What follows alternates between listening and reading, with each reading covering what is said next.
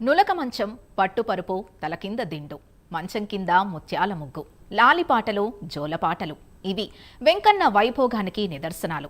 అభయహస్తంతో అనునిత్యం భక్తుల్ని ఆశీర్వదించే స్వామివారికి పట్టుమని 10 నిమిషాలు కూడా విశ్రాంతి దొరకడం లేదు. మేల్కొలుపు నుంచి పవలింపు వరకు ఎన్నో సేవలతో లక్షలాది మంది భక్తుల్ని స్వామివారు కటాక్షిస్తూనే ఉన్నారు. కానీ స్వామివారు పవలించే ఆ 10 నిమిషాలు కూడా భక్తుల బాధలు తీర్చడానికే వెచ్చిస్తున్నారు.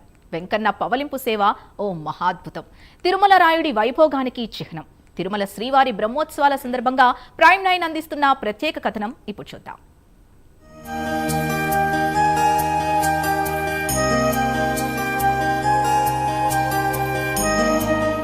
ఓ పక్క ముత్యాల ముగ్గులు, మరో పక్క నులక మంచం, దానిపై పట్టుపరుపు, తల కింద దిండు, అన్నమయ్య జోలపాట పాడుతూ ఉండగా నెమ్మదిగా నిద్రలోకి జారుకుంటాడు శయన శ్రీనివాసుడు. భక్తుడి గానాన్ని మదిలో పదిలపరుచుకుంటూ పవళిస్తాడు తిరుమల వాసుడు. తిరుమల క్షేత్రం ఎంత అభివృద్ధి చెందినా, రాజ్యాలు రాజులు పోయి ప్రభుత్వాలు పాలకులు వచ్చినా వెంకన్న క్షేత్రంలో జరిగే సేవల్లో ఏమాత్రం మార్పు రాలేదు. ఆనాడు స్వామివారు పవళించిన నవ్వారు మంచం మీదే నేటికీ శ్రీనివాసుడు పవళిస్తున్నాడు. ఆనాడు అన్నమయ్య జోలపాటతో పరవశించే శ్రీనివాసుడు నేటికీ ఆ పాట పాడందే కునుకు తీయడం లేదు.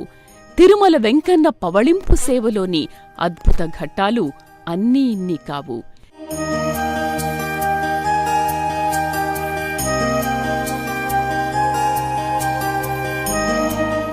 తిరుమల క్షేత్రం మహిమాన్వితం. ఏడుకొండలవాడు భక్తప్రియుడు. అందుకే భక్తుల చేత ఎన్నో బాల్యోపచారాలు చేయించుకుంటూనే ఉన్నాడు. మేల్కొలుపు నుంచి పవళింపు వరకు తిరుమలలో ఎన్నో అద్భుత ఘట్టాలు ఆవిష్కృతమవుతూనే ఉన్నాయి. ఆనాడు తిరుమల వెంకన్నకు జరిగిన వైభోగమే నేటికీ కొనసాగుతోంది. తిరుమల క్షేత్రంలో స్వామివారి పవళింపు సేవ ఓ అద్భుత ఘట్టం. పవళింపు సేవలో పాల్గొనే భాగ్యం కొందరికే దక్కుతుంది. అయితే ఆ పవళింపు సేవ ప్రాశస్త్యంపై ప్రతి ఒక్కరిలోనూ కుతూహలం ఉంటుంది. ఉదయం మేల్కొలుపు నుంచి పవళింపు వరకు ఎన్నో సేవల్లో పాల్గొంటూ లక్షలాది మంది భక్తులను విశ్రాంతి లేకుండా కటాక్షిస్తూ ఉండే తిరుమల శ్రీనివాసుడు పవళింపు సేవ మాత్రం ఎంతో శ్రద్ధాభక్తులతో జరుగుతుంది. శ్రీనివాసుడు నేటికీ నులక మంచంపైనే శయనిస్తున్నాడు.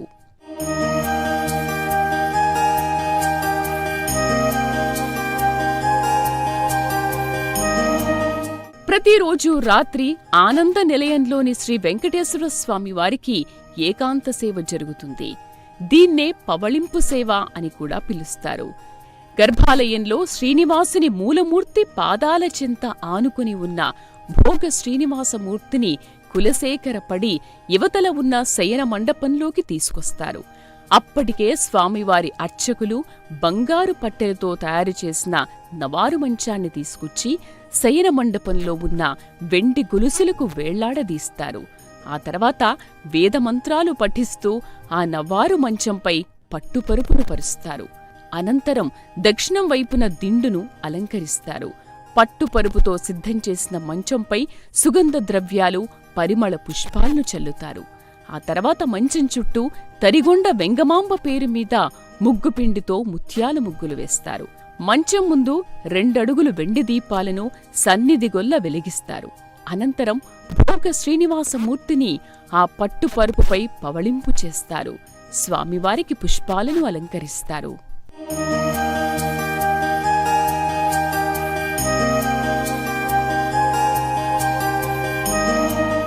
నులక మంచం, పట్టుపరుపుపై శయనించిన భోగ శ్రీనివాసుడికి చక్కెర కలిపిన గోరువెచ్చని ఆవుపాలు, గసగసాలు, చక్కెర, జీడిపప్పు, ఎండు కొబ్బరి ముక్కలు, ఎండు ద్రాక్షలు, యాలకుల పొడితో కలిపి తయారు చేసిన పంచకజ్జాయాన్ని నివేదిస్తారు. యాలకుల పొడితో కలిపి తయారు చేసిన పంచకజ్జాయాన్ని నివేదిస్తారు. దీంతో పాటు రకరకాల పండ్లను తరిగి తయారు చేసిన మేవా అనే పంచామృతం లాంటి ప్రసాదాన్ని స్వామివారికి నివేదిస్తారు. అయితే ఈ నివేదనల వెనుక ఎంతో ఆరోగ్య సూత్రాలు కూడా దాగి ఉన్నాయి. పంచకజ్జాయంలో ఉన్న పదార్థాలన్నీ శరీరంలోని ఉష్ణాన్ని తగ్గించడంతో పాటు జీర్ణ వ్యవస్థను సరిగ్గా పనిచేసేలా చేస్తుంది. అంతేకాకుండా మేవా అనే పంచామృతం శరీరాన్ని చల్లబరుస్తుంది. ఇక ఆవు పాలు పడుకునేటప్పుడు తాగితే హాయిగా నిద్రపడుతుంది. అంటే ఇవన్నీ కూడా స్వామివారు ఆనాడు తనకు తానే ఏర్పాటు చేసుకున్నాడు. అందుకే అన్నాడు వెంకన్న నైవేద్యప్రియుడని.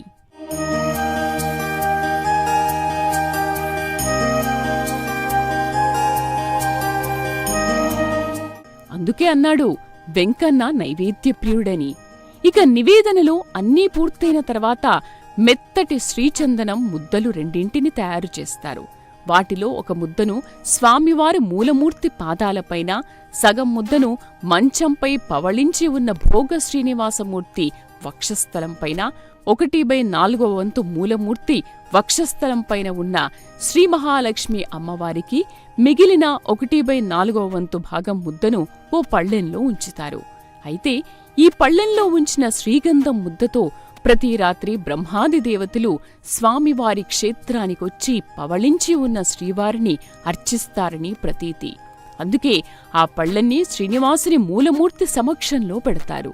ఉపచారాలన్నీ పూర్తయ్యాక భోగ శ్రీనివాసమూర్తికి శయన మండపంలో పాన్పు సేవ జరుగుతూ ఉండగా రాములవారి మేడ మూలలో తాళ్లపాక అన్నమయ్య వంశీయులు ఒకరు స్వామికి ఎదురుగా కూర్చుని తంబుర మీటుతూ లాలిపాటను గానం చేస్తారు. అన్నమయ్య కీర్తించిన జోచ్యుతానంద జోజో ముకుంద అంటూ గానం ఆరంభం కాగానే స్వామివారు మైమరిచిపోతారు. అన్నమయ్య జోలపాటను ఆలకిస్తూ అలసటను మర్చిపోతారు. మహానందభరితుడై నిద్రలోకి ఉపక్రమిస్తాడు.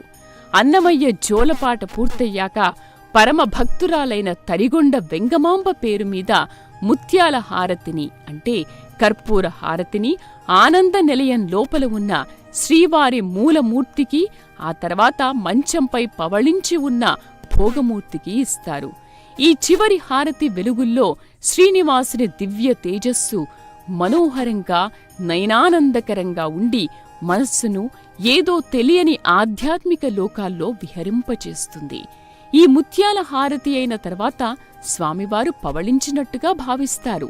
తర్వాత అందరూ బయటికొచ్చేస్తారు. పవళింపు సేవ పూర్తయిన వెంటనే ఏకాంతంగా స్వామివారిని బ్రహ్మాది దేవతలు వచ్చి అర్చిస్తారు. బ్రహ్మాది దేవతలు స్వామిని పూజించడానికి అవసరమైన పూజా ద్రవ్యాలను కూడా శ్రీవారి మూలమూర్తి వద్ద సిద్ధం చేసి ఉంచుతారు అర్చకులు. ఇలా స్వామివారు అనునిత్యం నులక మంచంపై పట్టుపరుపుపై పవళించి భక్తులను కటాక్షిస్తున్నారు. ఎంతైనా వెంకన్న భోగ శ్రీనివాసుడు కదా.